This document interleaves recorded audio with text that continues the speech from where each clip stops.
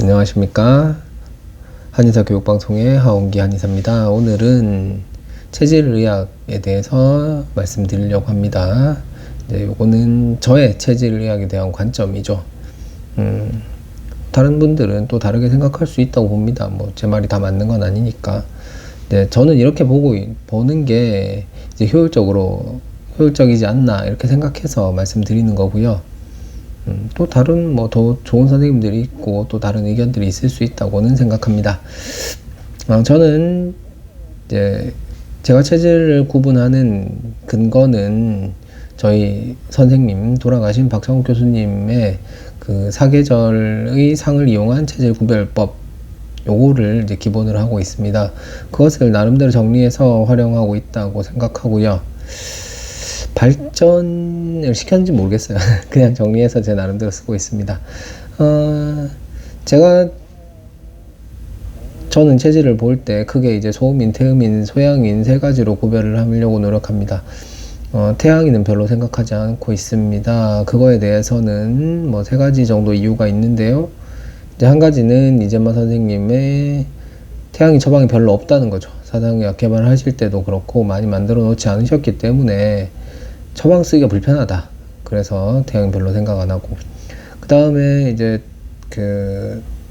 이재만 선생님이나 다른 선생님들의 견해를 볼 때 태양인은 한 10% 또는 그 이하의 사람으로 이제 그 이하 정도 있다고 보기 때문에 확률상 또 별로 많이 없네. 이래서 또 이제 별로 비중을 두지 않고요. 그 다음 마지막 한 가지는 사계절 체질법. 선생님 말씀하신 걸로는 이제 겨울에 배속되는데 겨울에는 생명력이 감춰져 있고 밖으로 드러나지 않기 때문에 태양인은 현실에서 잘 관찰되지 않는다고. 그래서 저는 이제 태양인에 대한 거는 관점을 갖고 있지 않습니다. 그러면 이제 다른 체질들에 대해서 간단하게 말씀드리려고 합니다. 봄, 여름, 가을의 특징을 체질에 배속한다면 봄은 소음인, 여름은 태음인, 가을은 소양인이라고 볼 수 있습니다. 봄의 특징을 가진 사람을 소음인이라고 보는 거고요. 여름의 특징을 가진 사람을 태양인, 태음인이라고 보고, 그 다음에 가을의 특징을 가진 사람을 소양인이라고 저는 생각하고 있습니다. 이런 계절적 특징과 체질을 배속하는 것은 혈액형별 스타일을 또 참고할 수 있습니다. 혈액형으로 본다면 A형은 소음인, B형은 소양인, O형은 태음인처럼 볼 수도 있습니다. 이것은 절대로 혈액형으로 체질을 판단한다는 말은 아닙니다. 스타일을 유추해 볼 때 어떤 경향성을 갖고 있는지 참고를 할 수 있다는 말입니다. 다시 한번 이제 강조해서 말하지만은 체질은 절대로 간단하게 뭐 하나를 가지고 이건 이거야, 이거니까 넌 이 체질이야, 이렇게 말할 수는 없습니다.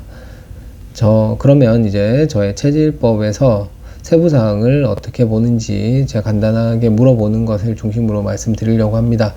저는 어릴 때의 모습을 근거로 판단을 합니다. 초등학교 정도까지의 나이를 기준으로 해서 물어봅니다. 그러니까 이제 보통 어른들한테 이제 약을 지으려고 체질을 물어보게 되면 옛날에 어렸을 때 어땠습니까? 이렇게 합니다. 물론 솔직하게 대답해 주셔야 되고요. 그래야지 기준을 삼을 수 있습니다. 주로 다음의 내용들을 물어봅니다. 통통했었는지 말랐었는지 그렇게 물어봅니다. 통통했으면 태음인 경향성이 있다고 보고요. 그 다음에 말랐었으면 소양인이나 소음인의 가능성이 있다고 보고 있습니다.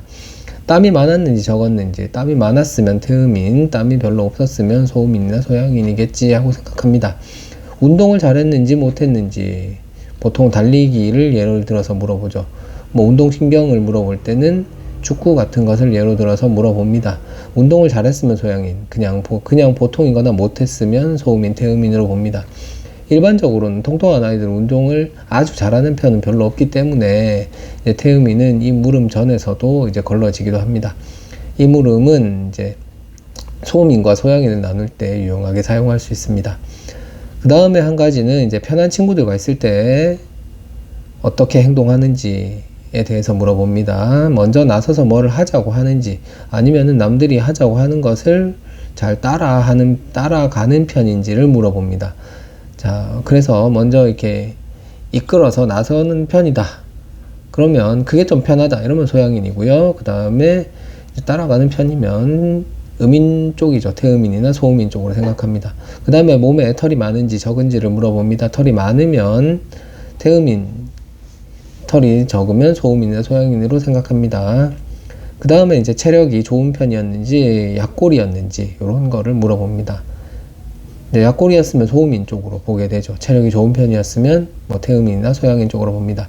이런 정도를 물어보면서 어떤 쪽의 경향성을 갖고 있는지를 보면 이제 체질을 어느 정도 판단할 수 있지 않나 생각을 합니다. 이런 것들을 통해서 제가 말하는 체질의학에 대한 기본적인 내용들을 이해할 수 있을 거라고 생각하십니다. 도움이 되셨기를 바라봅니다. 다음에는 좀 더 구체적인 내용으로 예를 들어서 설명을 한다면 또 재밌지 않겠나 싶네요. 그러면 오늘 영상은 여기까지입니다. 시청해 주셔서 감사합니다. 안녕.